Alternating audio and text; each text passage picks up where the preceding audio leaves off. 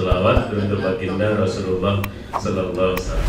Saya mohon izin berdiri ya Bapak Ibu, karena duduk itu penyakitnya satu, ngantuk ya. Dan ini acara keempat bagi saya, dan saya mohon maaf semaksimal mungkin saya berusaha untuk menyiapkan file presentasi semampu saya. Tapi ini hanya saya kerjakan 2 jam pada subuh tadi sampai sebelum berangkat, dan saya tidak sempat update sebelum ini. Maka file yang tidak selesai saya potong, saya hapus ya. Nah, nanti saya sampaikan secara lisan, dan mudah-mudahan ada kesempatan lain untuk bisa kita diskusi. Yang pertama, Bapak dan Ibu sekalian, saya diminta sesuai surat 3 hal.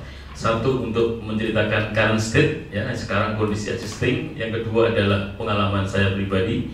Yang ketiga adalah usulan-usulan saya terkait dengan mencari format. Nah, jadi semua ini masih bingung ya, karena masih dalam mencari format, gitu ya. Nah, sehingga sama-sama kita diskusi, tidak ada yang lebih di sini, ya, Bapak Ibu sekalian. Pertama, next slide Mas. Ya, current state of the integration in the discipline, itu yang diminta ke saya sesuai dengan surat, ya. Dan Bapak Ibu sekalian, menurut pengamatan saya, mudah-mudahan tidak salah ya, tolong nanti sama-sama kita koreksi tentang current state di UMY, kondisi sekarang. Ya, ini adalah potret yang saya dapatkan ya. Mudah-mudahan nanti Bapak Ibu bisa koreksi kalau tidak tepat ya. Secara umum saya melihat bahwa belum sepenuhnya terjadi internalisasi atau integrasi. Apa mana yang Bapak akan pilih? Apakah integrasi, apakah internalisasi? Ya, karena itu beda makna sedikit. Kalau integrasi itu kan 2 hal digabungkan jadi satu, ya. Tapi dalam integrasi bisa jadi sejajar, bisa jadi salah satu masuk gitu. Nah, kalau salah satu yang masuk ke dalam diri yang lainnya namanya internalisasi, dan kemudian mewarnai tujuannya, ya. Satu cangkir kemudian diisi tinta. Nah, maka tinta menjadi pewarna bagi satu gelas air tadi itu, maka terjadi internalisasi ya, dalam proses untuk mewarnai. Tapi kalau penggabungan belum tentu menjadi homogen, Bapak Ibu. Secara ilmu fisik, kalau 2 digabungkan bisa jadi bergabung, tapi belum tentu menjadi homogen. Dalam ilmu teknik disebut komposit, ya tersusun.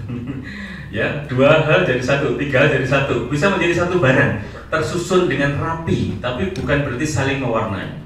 Contoh, Bapak Ibu lihat mebel ini gabungan antara berbagai bahan, masing-masing berdiri sendiri bahannya, tapi nampak indah. Nah, itu namanya integrasi. Ya, ada ilmu fisika disandingi ayat, itu namanya integrasi, Bapak ya. Bukan internalisasi. Tapi kalau internalisasi, isi dari ayatnya masuk ke dalam ilmu fisikanya atau ilmu matematikanya. Ya.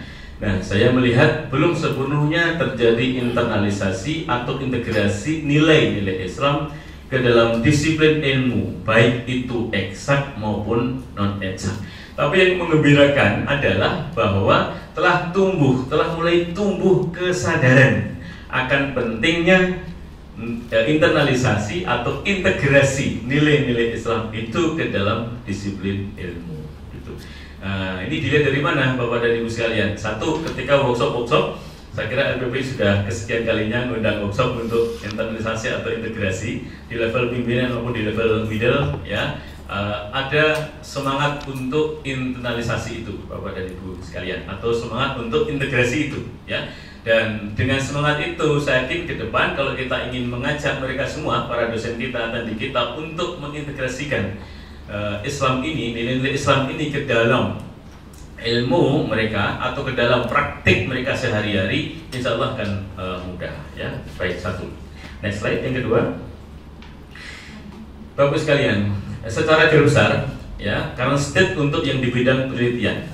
Dan ini saya dapatkan dari LRI, Bu Diah dari sini, dan Bu Sabtanti ada nggak? Nggak diundang, diwakili Bu Diah ya. Ya, di LRI ini ada 3 wanita cantik, 1 laki-laki pejantan.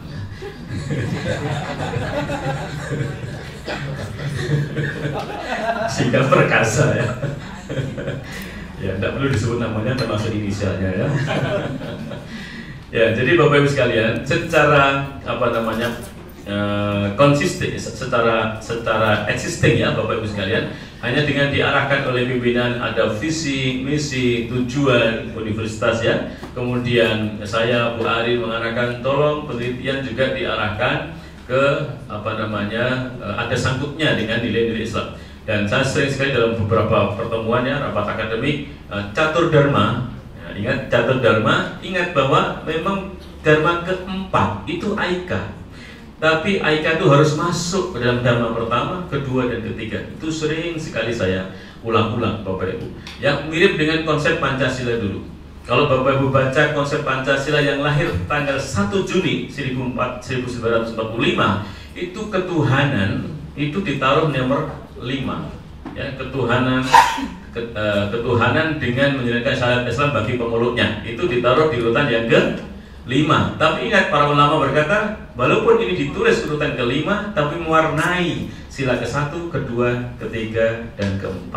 Yang kemudian di tanggal 18 Agustus 1945, ketuhanan diubah menjadi sila yang pertama, tapi dihilangkan 7 kata lainnya, diganti dengan yang Maha Esa itu.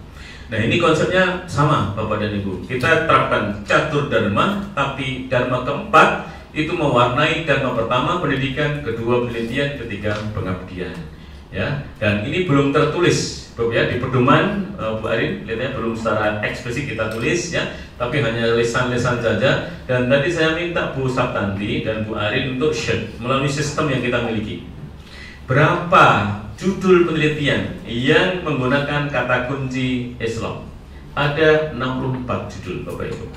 Ya, dari 727 judul yang dihitung. Kemudian kalau di-share dengan kata Al-Quran hanya 1.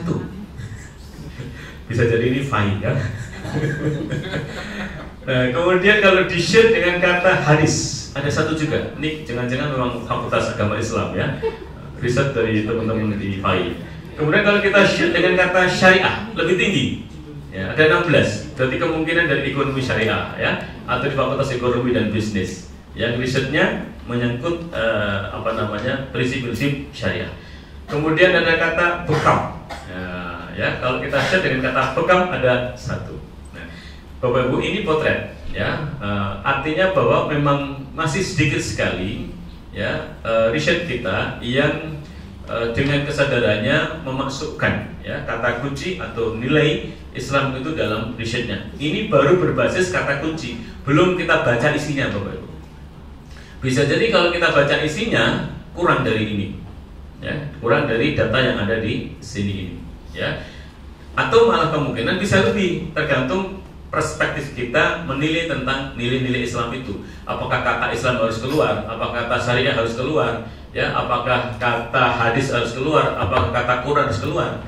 Nah, atau tidak perlu keluar, tapi nilai-nilai Islam terkandung di dalam risetnya. Nah, itu bisa jadi lebih banyak daripada ini, Bapak dan Ibu. Ya, kata nilai kejujuran, ya, konsistensi, gitu ya. Kemudian no corruption, ya, tidak ada korupsi, misalnya gitu ya. Itu muncul, itu kan nilai-nilai Islam yang mestinya kita perjuangkan dan kita terapkan gitu, ya, Bapak dan Ibu. Ini kondisi sekarang. Saya belum dapat data yang pengabdian, Bapak Ibu, karena Pak Gatot dan Pak Novi. Oh ya, sebentar, mohon maaf. Barusan di WA ke saya, Bapak Ibu, saya bacakan. Ya, untuk skema khusus Al-Islam dan Kemuhammadian ada skema khusus sejumlah 150 proposal senilai 1,5 M. Jadi total proposal pengabdian target dari akademik, Bapak Ibu, itu 692. Yang dengan kata kunci Islam, Al-Islam, itu ada 150 proposal. Lebih tinggi, Bapak Ibu sekalian. Karena pengabdian kan lebih implementatif ke masyarakat, ya, sehingga akan lebih mudah kelihatannya memasukkan nilai-nilai Islam itu dalam proposalnya, yang kemudian diimplementasikannya. Kalau asumsinya 700, tak bulatkan ke atas ya, Bapak Ibu, berarti 150 dibagi dengan 700 proposal. Ya, itu kurang lebih sudah 22% ya, atau 23%, Bapak Ibu. Nah, kondisi existing ya, teman-teman dosen kita yang sudah berusaha untuk mengintegrasikan atau menginternalisasikan nilai-nilai Islam itu ke dalam proposal riset dan juga ke proposal pengabdiannya. Ya, oke, next slide. Kondisi existing, Bapak Ibu, PP Muhammadiyah sudah punya pedoman hidup Islami warga Muhammadiyah sejak tahun 2000, yang kemudian diadopsi menjadi pedoman hidup warga kampus UMY di tahun berapa Pak? 2015. Di tahun 2015, dan kemudian diikuti dengan pedoman teknis, yaitu panduan teknis implementasi, ya, PHIWK itu, pedoman hidup pada kampus Unpad Muhammadiyah Yogyakarta, dan terakhir sudah disusun instrumen untuk monitoring dan pengukurannya. Itu kondisi existing, Bapak Ibu. Next slide. Ya, itu mengembirakan. Artinya kondisi sekarang sudah cukup mengembirakan. Minimum kalau ditanya udah punya pedoman, sudah. Ya, pedoman apa? Oh, tidak hanya pedoman konsep, tapi pedoman implementasi dan instrumen untuk mengukur pun sudah ada. Ini hal yang mengembirakan, ya, Bapak dan Ibu sekalian. Kemudian yang berikutnya, ya, yang ketiga berarti secara individual beberapa dosen itu telah memasukkan perspektif keislaman di dalam pembahasan disiplin ilmu dalam mata kuliah atau bahan ajian. Ya, bisa dilihat dari buku, ya, Bapak Ibu, buku yang terbit dari UMY, data yang diberikan ke saya, cuma harus saya klarifikasi dulu Bapak Ibu ke Pak Budi Nugroho. Beliau tadi saya tanya ke WA ke saya, kurang lebih plus minus 30% buku yang diterbitkan oleh dosen-dosen UMY itu sudah memasukkan nilai-nilai Islam ke dalamnya. Nah, cuma saya belum detail melihatnya apakah ayat yang masuk, apakah nilai-nilai Islam seperti kejujuran, konsistensi, ya, dan sebagainya itu yang masuk, gitu, apakah yang lainnya. Kalau itu betul data 30% buku karya dosen-dosen UMY sudah mengintegrasikan nilai-nilai Islam, itu sungguh kondisi existing yang sangat mengembirakan Bapak dan Ibu, ya. Oke, kemudian juga Bapak Ibu, yang berikutnya telah ada pengelompokan penelitian berbasis klaster multidisiplin sehingga sangat memungkinkan adanya integrasi Islam ke dalam riset yang multidisiplin tadi. Kita punya 4 klaster dan ada 25 subklaster Bapak Ibu. Ya, dan itu multidisiplin. Nah, ini kondisi eksisten yang sangat menggembirakan sehingga kita lebih mudah nanti kalau harus mengintegrasikan antar bidang ilmu termasuk dengan ilmu Islam ini yang secara de facto, ya, teman-teman dari FAI yang lebih menguasai ilmu Islam ini dibandingkan dengan teman-teman kita dari fakultas lain. Sehingga kalau teman-teman FAI nanti masuk ke semua bidang dalam hal diskusi, nyusun proposal bareng, nyusun tulisan bareng, itu saya kira sangat menggembirakan. Karena untuk bisa mengintegrasikan nilai Islam atau Islam ke dalam ilmu dan juga pengetahuan, itu butuh pengetahuan dua-duanya, butuh pengalaman ilmu dua-duanya. Ya, ilmu agamanya bagus, ilmu disiplin sesuai dengan disiplin ilmunya juga bagus, maka dia baru bisa mengintegrasikan atau menginternalisasikan dengan bagus, Bapak dan Ibu sekalian. Ya, ini contoh baik kondisi existing di UMY, ya. Nah, berikutnya pertanyaan kedua, ya, Bapak, pengalaman pribadi. Namanya pengalaman pribadi, ya, jangan dibantah Bapak, ya, ini tidak sama ini, ya, mesti unik nih. Satu, saya berusaha semaksimal mungkin ketika diberi kesempatan untuk orasi guru besar di bulan Februari tahun 2020, ya, Bapak dan Ibu sekalian, saya berusaha untuk menuangkan nilai-nilai Islam itu dalam ceramah saya. Ini saya berikan 2 contoh, ya. Misalnya saya waktu itu mengatakan, ya, tentang apa itu fluida, gitu, ya. Fluida adalah semua jenis zat yang dapat mengalir dalam wujud gas atau cair. Fluida memiliki kemampuan untuk mengalir dan sifat tidak menolak terhadap perubahan bentuk karena ketidakmampuannya menahan tegangan geser. Konsekuensi dari sifat ini adalah hukum Pascal yang menekankan pentingnya tekanan dalam menggolongkan bentuk fluida. Ini saya yakin teman-teman dari ilmu sosial tidak begitu memahami, kan? Supaya mengerti apa yang saya maksudkan, saya terjemahkan dengan perspektif keislaman masuk ke dalam ilmu ini di bawahnya. Maka saya tulis pelajarannya adalah, itu ilmu hikmah maksud saya. Ya, pelajarannya adalah buatlah hidup itu mengalir seperti fluida. Ikuti sunatullah, maka nanti akan mencapai keseimbangan atau kebahagiaan. Tekanan itu setara dengan besarnya gaya. Semakin bergaya, hidupnya akan semakin tertekan. Tuh, Bapak, ya. Begitu kan konsep fluida, Bapak. Itu namanya hukum Archimedes. Tapi kalau saya sebut hukum-hukum itu, kan mudah dipahami, Bapak. Nah, ini pelajaran sudut pandang hikmah, artinya pendekatan Islam untuk menjelaskan ilmu fisik, gitu, ya. Nah, Saya pun di kelas begitu juga Bapak Ibu. Jadi berusaha semaksimal mungkin untuk menjelaskan dari sudut pandang keislaman supaya mereka dapat ilmu filsafatnya, maksudnya ilmu filosofinya, sehingga nanti akan mewarnai hidup dan pikirannya. Ya, itu satu contoh ya. Contoh kedua ya Bapak dan Ibu sekalian. Next slide Mas. Misalnya saya mengatakan di situ tentang aliran multifase.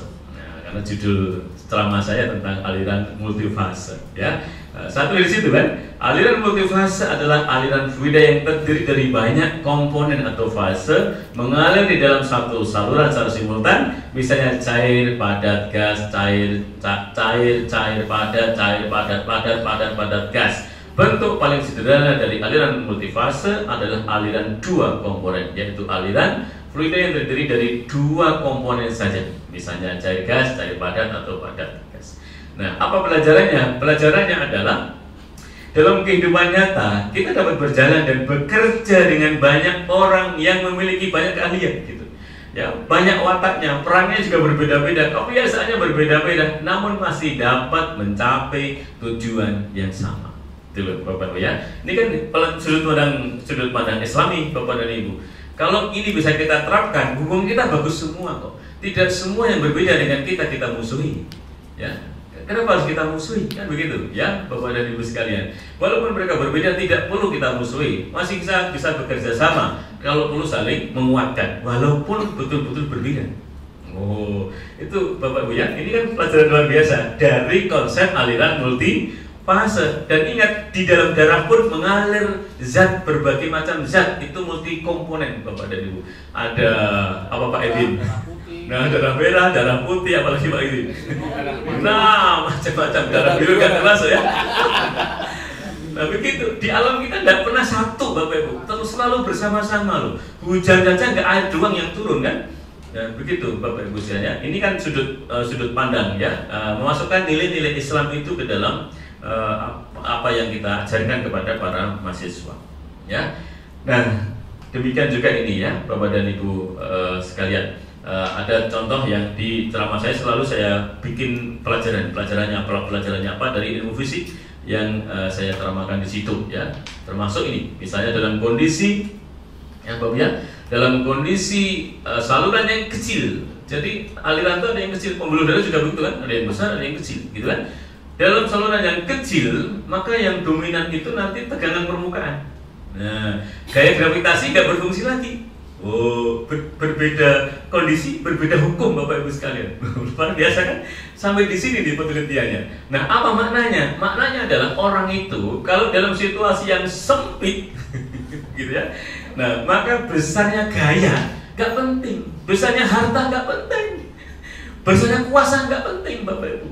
Ya, justru yang penting adalah kerukunan. Kohesivitas itu dimaknai kerukunan. Nah gitu ya, soliditas itu yang jauh lebih penting. Ini kan pelajaran yang luar biasa Bapak dan Ibu sekalian. Ini harus kita pahamkan ketika kita mengajar pada mahasiswa itu.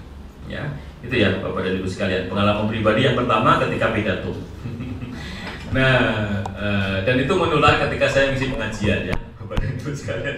Belum sampai menulis Bapak Ibu. Ya, terus terang saya belum sampai menulis ya, walaupun saya punya angan-angan ingin menulis buku dengan judul Water and Islam gitu. Ya, karena saya bergerak di bidang air, ini kan air namanya, fluida itu air Bapak Ibu. Ya, kemungkinan saya memang sudah punya angan-angan ya, sudah ada skema tulisan kecil gitu ya. Kemungkinan judulnya kalau nggak Fluid and Islam atau Water and Islam. Ya, karena saya barusan dikirimi teman saya yang kerja di Middle East, itu judulnya adalah Oil and Islam. Oh ya, jadi dia karena dia bekerja di perminyakan gitu ya, dia nulis, dia praktisi Bapak Ibu. Ya, dia menulis judulnya adalah Oil and Islam. Ya, saya terinspirasi untuk nulis bidang saya, Fluid atau Water and Islam gitu ya. Nah, cuma baru jadi judul sama pokok-pokok besarnya Bapak Ibu sekalian ya. Nah, itu ya. Dan yang kedua Bapak Ibu, saya bersama Pak Aris ya, dan kawan-kawan di dosen teknik mesin itu berusaha semaksimal mungkin memasukkan nilai-nilai Islam itu dalam pelajaran. Ya, minimum Bapak Ibu, yang semua disepakati sama, satu prodi diinstruksi oleh Pak Kaprodi saya, Pak Beli, bahwa semua dosen harus mensyaratkan dalam proses pembelajaran dan penilaian menghafal Al-Quran. Gitu Bapak Ibu. Maka di teknik mesin itu Bapak Ibu, dosen semua ada persyaratan di depan situ. Dan nanti kalau dikumpulkan yang dihafal oleh mahasiswa itu nanti menjadi hafalan 1 juz 30. Ya, kan ada 60 mata kuliah kurang lebih Bapak Ibu ya sampai nanti mereka lulus itu. Ya. Nah, rata-rata satu dosen diminta satu mata kuliah diminta untuk menghafal satu surat pendek Bapak Ibu. Mulai dari Anas itu ke depan sampai juz amma itu, ya. Amma ya tasa'alun itu ya. Apa tuh? Anaba ya. Nah, jadi itu hafal semua Bapak Ibu. Yang penting pernah menghafal. Nah, masalah nanti kemudian di murojaah lupa lagi, enggak apa-apa. Oh, sudah 4 tahun yang lalu gitu loh. Kan di awal dia di semester 1 menghafal surat yang lain, semester 2 menghafal surat yang lain lagi, sampai semester terakhir dia masih menghafal surat. Asumsi kami adalah kalau mereka mau menghafal Al-Quran, maka attitude-nya bagus, personal behavior-nya bagus, gitu. Asumsinya begitu Bapak Ibu sekalian. Karena Al-Quran ini dalam berbagai referensinya Bapak Ibu menjadi semua hal, obat juga bisa, pembentuk akhlak juga bisa, inspirator juga bisa. Sehingga kami meyakini kalau mereka mau menghafal Al-Quran, maka mereka akan bagus secara akhlaknya, begitu ya. Nah, sehingga kemudian kami wajibkan menjadi persyaratan penilaian, nilainya 10 Bapak Ibu. Yang 10% maksudnya. Dari total 100 menghafal ini 10%, gitu ya. Kalau suratnya panjang dibagi-bagi Bapak Ibu. Ya, dibagi-bagi 10 ayat. Ya, nanti berikutnya ayat berikutnya begitu sampai selesai. Itu Bapak Ibu ya, pengalaman kami di teknik mesin. Demikian juga ketika menjelaskan beberapa konten mata kuliah, misalnya tentang waktu, konsep tentang waktu. Ya, di teknik kan sangat sering sekali kita kaitkan segala sesuatu dengan waktu. Karena dimensi ini ada berapa Bapak Ibu? 4. 1 dimensi ruang, berarti X, Y, Z, betul kan? Sudah 3 dimensi kan? Mendatar, kemudian panjang sana ya, kemudian tinggi, kan 3 dimensi itu namanya. Dimensi keempatnya, salah satunya adalah waktu. Ya, kamu di mana? Itu berarti 3 dimensi, dimensi ruang namanya. Kapan? Berarti dimensi keempat kan? Nah, waduh, dengan siapa? Oh, itu dimensi kelima. Sedang apa? Dimensi kelima. Memang beda nih. Memang teman yang pernah kuliah di Taiwan itu beda, terkontaminasi. Masalah ya, begitu ya Bapak dan Ibu. Nah, sehingga kita pun menjelaskan tentang konsep waktu antara konsep orang Barat dengan konsep Islam. Gitu Bapak. Next slide. Ya, tapi saya nggak akan jelaskan ini, nanti jadi panjang ya Bapak. Next slide. Tapi intinya kami ingin beri pandangan bahwa kami menjelaskan tentang konsep waktu menurut orang Barat, menurut orang pada umumnya yang ditulis di buku-buku itu, dan juga konsep waktu menurut Al-Quran. Quran surat Al-Hajj ayat 47. Inna yawma inda rabbika ka'alfi sanatin mimma ta'udun. Itu konsep waktu dalam Islam. Gitu kan? Bukan garis lurus, tapi apa Bapak Ibu? Garis yang berputar kan? Ya, sirkular, bukan garis lurus. Kalau orang Barat memahami waktu garis lurus Bapak, ada awal, ada akhirnya, dan tidak ketemu dengan awal lagi. Beda sekali. Nah, ini ya, silakan Mas. Ya, kok hilang? Oh, yang tadi hilang ya? Oh ya, di tempat saya nggak hilang ya? Nah, tempat saya nggak hilang. Di situ kok bisa hilang itu ya? Ya, fontnya berubah itu ya? Oke, nanti saya kirim lagi yang bentuknya PDF ya. Ya, itu ya Bapak Bu. Tapi intinya bagaimana kita menjelaskan konsep itu 2 pandangan.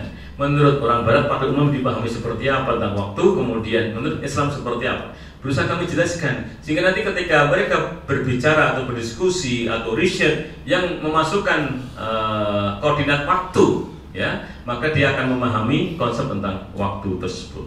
Ya, oke. Berikutnya lagi Bapak Ibu. Misalnya next slide Mas.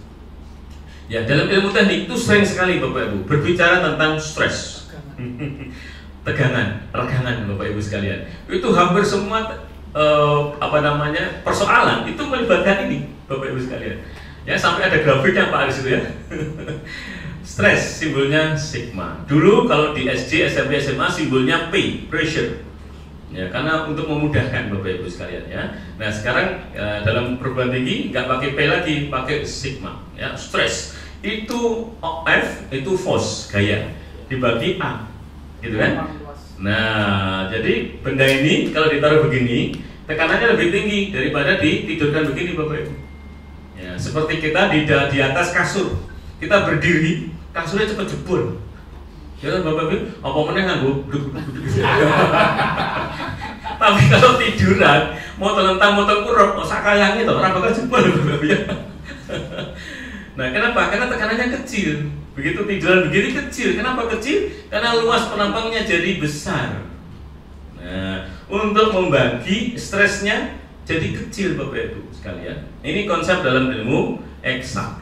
Nah bagaimana sudut pandang Muslim? Oh, ingat Bapak Ibu, stres itu ada hubungannya dengan beban. Orang itu bisa stres karena bebannya tinggi, Bapak Ibu sekalian. Nah, supaya nggak terbebani yang tinggi, maka luasnya harus besar. Apa luas? Luas hati maksudnya. Masuk kan? Masuk itu. Nah, itu kan bagaimana kita mendiskusikan saja, Bapak Ibu. Coba. Ya kan? Coba Bapak Ibu tuh dikasih beban yang berapa besarnya gitu ya. Tapi kalau hatinya luas, ya stresnya nggak ada. Karena stresnya kecil Bapak Ibu. Apalagi luas rekeningnya. Wah, begitu. Ya. Nah, tapi coba Bapak Ibu lihat ada orang itu bebannya kecil. Kerjaannya hanya itu saja, tapi dia stres. Kenapa? Hatinya sempit Bapak dan Ibu. Ya, tapi ada orang dikasih kerjaannya banyak, ini kerjain. Gih, ya, senyum, gitu ya. Tapi dikerjakan, gitu ya. Nggak stres juga. Kenapa? Ya, karena luas hatinya itu. Maka kalau orang psikolog itu mengubah kalimat ini. Jadi orang psikologi itu mengubah rumus ini menjadi bahwa stres adalah respon terhadap stresor. Oh begitu. Jadi yang A 2 menjadi respon, ya. Yang F 2 menjadi stresor. Itu kata orang psikologi. Googling aja ketemu nanti, ya. Bahwa stres adalah respon terhadap stresor. Bagaimana kita mempunyai respon terhadap pembuat stres, itulah namanya stres. Gitu. Kalau kita merespon positif, nggak akan stres. Tapi kalau kita merespon negatif, sekecil apapun stresor akan jadi stres. Itu Bapak dan Ibu sekalian ya. Nah itu orang psikologi, orang eksak bilangnya tadi itu ya Bapak dan Ibu. Ini contoh ya. Dan kalau dalam praktek sehari-hari ketika saya mengajar, ketika ketemu rumus ini pasti saya jelaskan. Tidak hanya rumus ini Bapak dan Ibu, rumus-rumus yang lebih rumit lagi ada gitu ya. Tapi saya ambil untuk kali ini memang saya sengaja mengambil contoh yang mudah dipahami ya. Karena semua bukan orang teknik kan. Yang sering dialami loh. Oh, yang sering dialami. Oke, Bapak Ibu sekalian. Ya, sehingga seandainya next slide Mas. Ya, seandainya ada semacam kayak speedometer gitu ya, alat ukur gitu ya. Nah, seberapa tingkat stres namanya stresometer ya. Nah, ke kanan merah gitu kan. Itu kan tergantung bagaimana respon dia terhadap sesuatu yang bisa membuat stres. Gitu Bapak Ibu. Ya, ini kan islami sekali Bapak Ibu kalau bisa masuk ke dalam pikiran mahasiswa kita itu ya. Berikutnya lagi Bapak Ibu, konsep matematika lagi. Konsep 0 pangkat 0. Saya pengajar matematika, Pak Arista juga ya, dari my class tadi ya. Bapak Ibu coba, 1 pangkat 0 berapa? 1, udah dijawab di situ. 2 pangkat 0, 1. 3 pangkat 0, 1. 1000 pangkat 0, 1. Berapa saja pangkat 0? 1. Sehingga kalau berapa saja saya ganti dengan 0, maka 0 pangkat 0 1 loh, jadi loh gimana? Kalau ikuti konsep atas, maka 0 pangkat 0 adalah 1. Betul ya? Betul. Ikuti yang kanan sekarang. 0 pangkat 1 berapa? 0. 0 pangkat 2 0. 0 pangkat 5 0. 0 pangkat 1000 0. 0 pangkat berapa saja? 0. Sehingga kalau berapa saja saya ganti dengan 0, 0 pangkat 0 harus saya ketemu 0. Kok beda kiri sama kanan? Apa kesimpulannya? Kesimpulannya adalah sak pinter-pintere wong ning donya goblok. Itu yang saya sering ajarkan Bapak Ibu. Maka Anda nggak boleh sombong. Itu loh maksudnya, nilai yang saya ingin masukkan. Anda nggak boleh sombong sama sekali, karena ilmu hanya milik Tuhan. Ini manusia paling cerdas sedunia sampai hari ini nggak mampu menjawab 0,0 itu berapa. Yang ada adalah kesepakatan. Berapa disepakati? Disepakati sama dengan 0. Gitu Bapak Ibu. Tapi itu hanya kesepakatan, bukan kebenaran. Itu loh Bapak dan Ibu. Maka secara umum kebenaran hasil manusia adalah relatif. Itu menunjukkan bahwa sak pinter-pinter uang yang dunia ini tetap goblok. Gitu loh Bapak ya. Maka nggak boleh sombong. Itu nilai yang kita masukkan.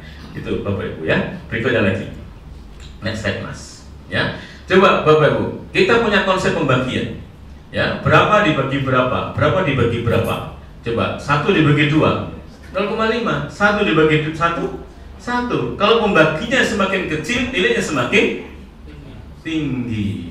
Nah, itu bisa dimaknai dalam sudut pandang perspektif nilai-nilai Islam bahwa ajaran keikhlasan Bapak dan Ibu. Ini kan ajaran keikhlasan.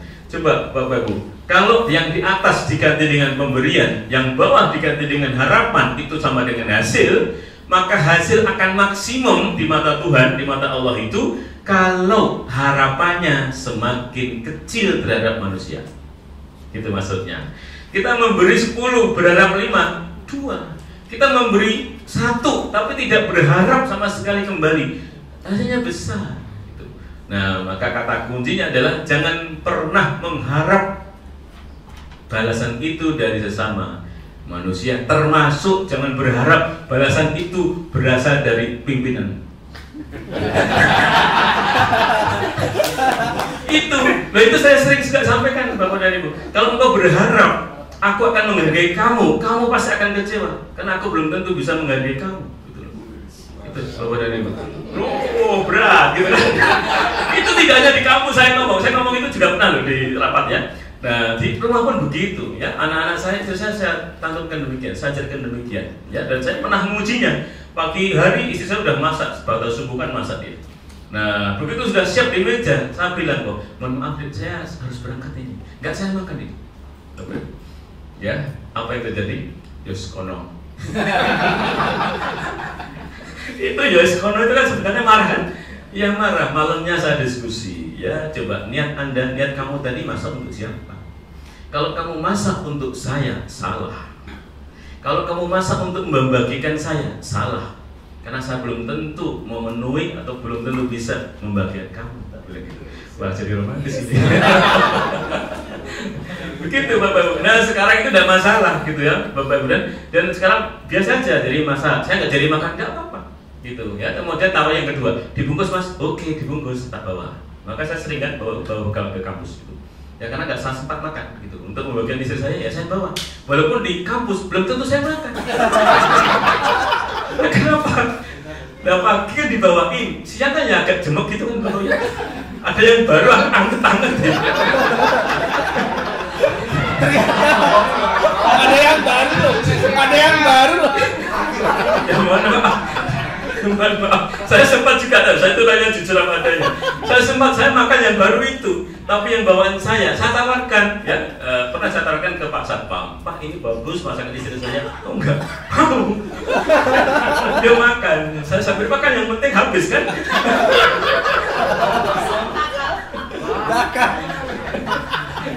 Oke, terima kasih ya. Baik, itu ya Bapak ya. Jadi intinya jangan pernah berharap kepada sesama manusia. Ini dengan rumus itu Bapak Ibu, matematika ya. Oke ya, gitu Bapak Ibu, terima kasih. Dan nanti slide-nya bisa saya sampaikan kepada Bapak Ibu ya. Yang lainnya masih ada di belakang next slide. Ditanyakan aja Mas, kalau saya jelaskan ya. Tentang Isra Mi'raj misalnya, tentang kecepatan cahaya dan seterusnya, itu banyak sekali sinyal-sinyal ada dalam Quran. Ya, misalnya terbangnya malaikat, lapor tiap jam 4 dan jam 4 sore asarnya. Waktu asar kan malaikat terbang ke atas gitu. Kemudian waktu subuh kan ada pergantian shift subuh dan asar itu Bapak Ibu. Ya malaikat terbang naik turun. Terus berapa kecepatannya? Ada di Quran surat Al-Ma'arij ayat 4 Bapak dan Ibu. Ya, nah dan seterusnya. Termasuk peristiwa Isra Mi'raj. Itu bagi kita kaum muslimin, luar biasa mudah sekali memahami secara alur logika. Ya, itu Bapak dan Ibu, terima kasih dan mudah-mudahan nanti ada diskusinya. Dan saya yakin itu yang Ingat itu tadi diskusi antara saya dengan istri saya tadi. Terima kasih. Wassalamualaikum warahmatullahi wabarakatuh.